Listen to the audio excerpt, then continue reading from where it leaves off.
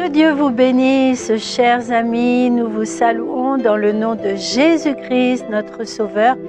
Et nous vous disons merci pour pouvoir regarder à nouveau notre vidéo sur ce canal en un clin d'œil.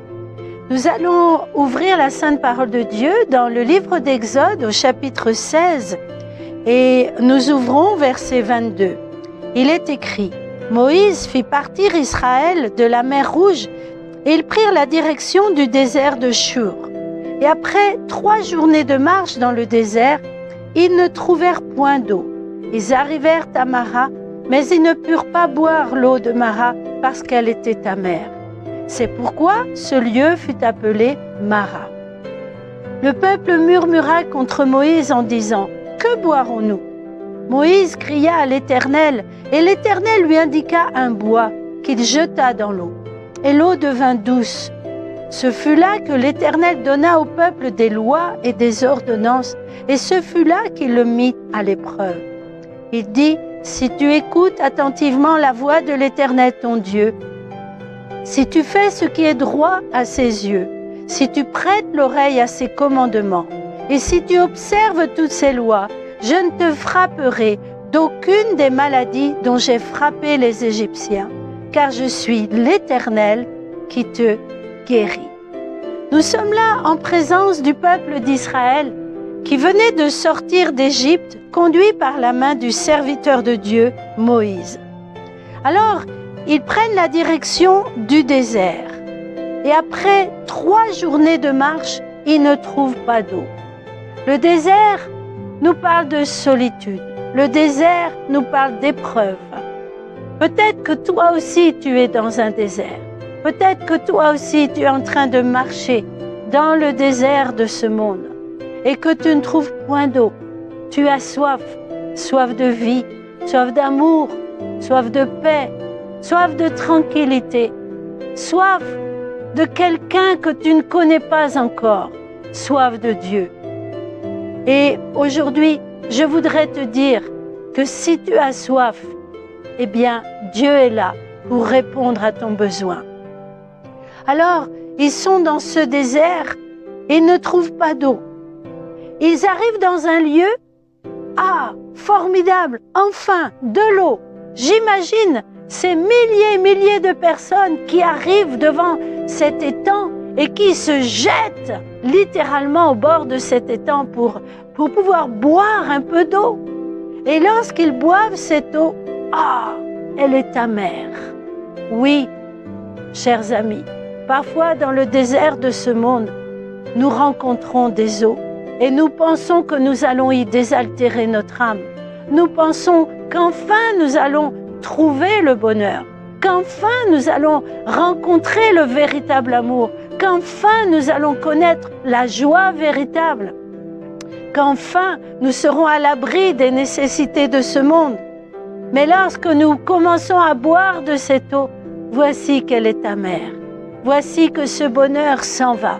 Voici que cette joie est fugace. Voici que cette paix ne reste pas dans le cœur. Et la satisfaction fait place à l'insatisfaction. C'est pourquoi on appela ce lieu Mara, qui signifie amer.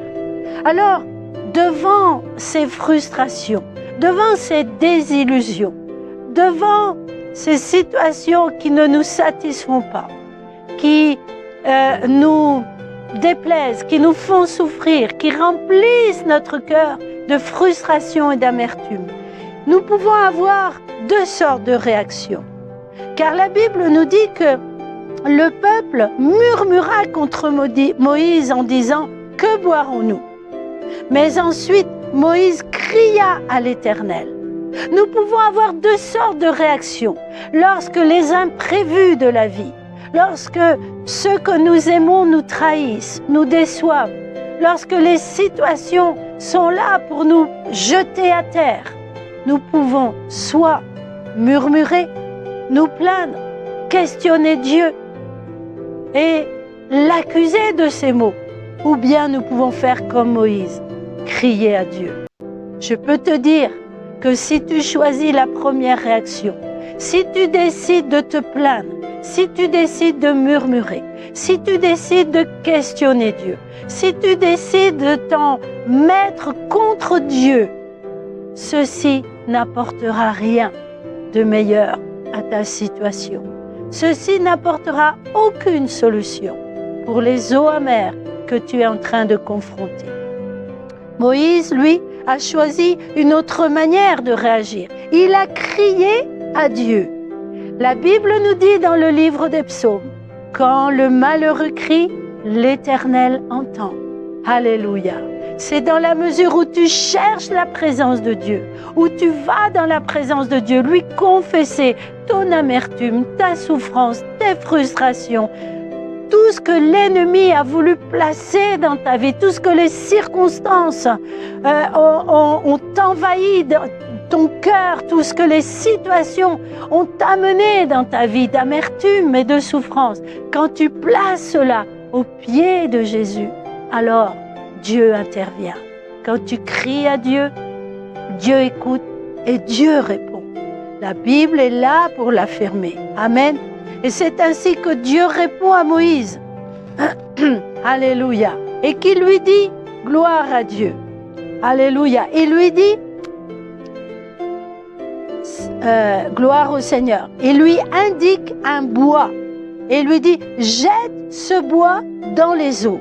Amen. Jette ce bois dans les eaux.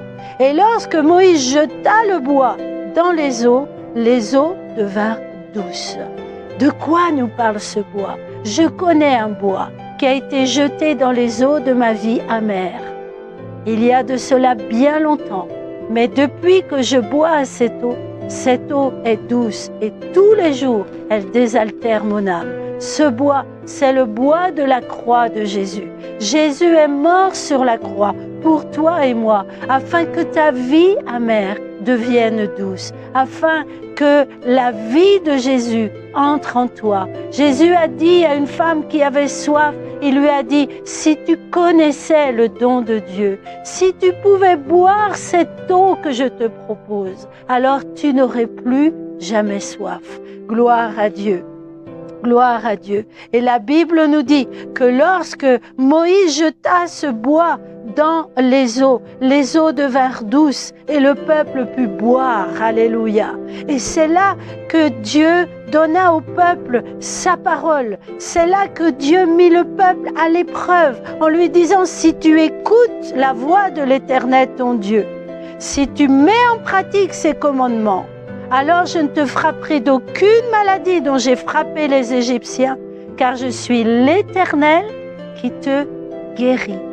Si tu vas à Christ, dans l'amertume de ton âme, dans les pleurs, dans la souffrance de ton cœur, et que tu acceptes que Dieu jette sur ta vie ce bois de la croix, si tu acceptes le bois de la croix dans ta vie, alors tes eaux amères deviendront douces. Et là, Dieu te donnera sa parole. Là, Dieu t'éprouvera afin que tu apprennes à vivre selon cette parole. Parce que Dieu ne veut pas des robots, il veut des hommes et des femmes libres qui choisissent librement de l'aimer et de le servir. Et c'est là que Dieu sera pour toi l'Éternel Rapha, c'est-à-dire l'Éternel qui te guérit. Il guérira les blessures de ton cœur, les traumatismes de ton enfance. Il guérira ces moments de douleur, ces moments de tristesse, ces moments d'angoisse qui remplissaient ta vie. Il te guérira de tout cela et la douceur de sa présence remplira ton cœur. Une vie nouvelle viendra en toi. Regarde à Jésus aujourd'hui. Un clin d'œil sur sa croix suffit pour que l'eau amère de ta souffrance se change en eau douce.